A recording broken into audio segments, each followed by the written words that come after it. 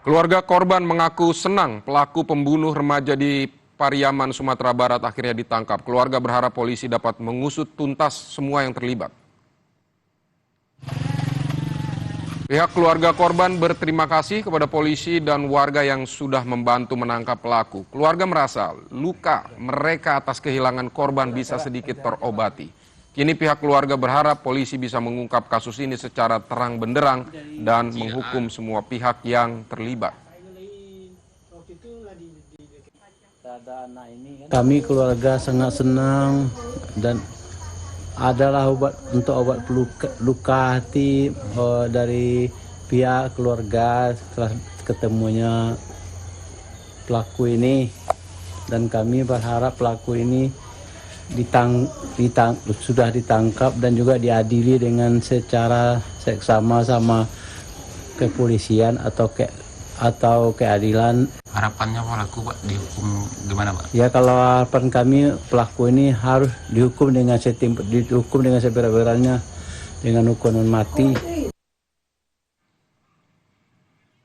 Saudara, informasi terkini kita segera menuju Padang Pariaman, Sumatera Barat. Sudah ada jurnalis Kompas TV Rio Yohanes di sana. Selamat siang Rio. Rio, bagaimana penyelidikan kasus ini setelah pelaku berhasil ditangkap? Ya, sejak kami sore pasca ditangkapnya tersangka ini, pihak kepolisian Polres Padang Pariaman itu sudah melakukan pemeriksaan intensif terhadap tersangka IS 26 tahun ini.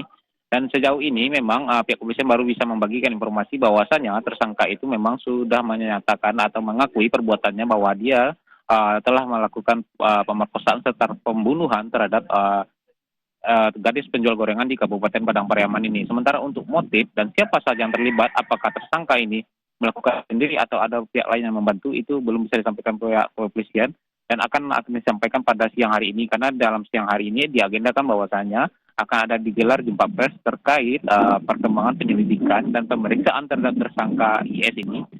Dan konferensi pers ini nanti langsung akan disampaikan oleh Polda Sumbar Irjen Suharyono. Demikian, Vidi. Oke, bagaimana keyakinan polisi soal adanya tersangka lain di dalam kasus ini?